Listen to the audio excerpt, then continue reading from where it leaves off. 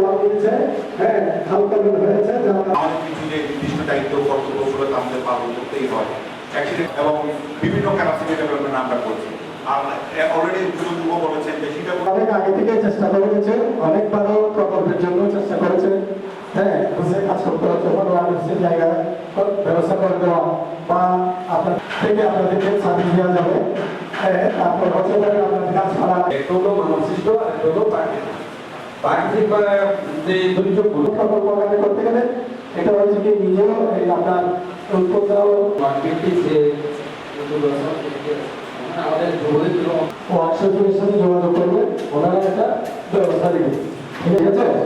এখানে আপনারা ওয়ার্কশপের সাথে যোগাযোগ করলে ওখানে আপনারা, ঠিক আছে, ওই জায়গায় আপনারা যোগাযোগ করলে তাহলে এটা আপনারা পেতে পারেন আর কি। কার্যক্রমে আরো কি কাজ করতে পারে আমরা যুবরা, ওই জায়গায় স্কোপটা কি কি আছে।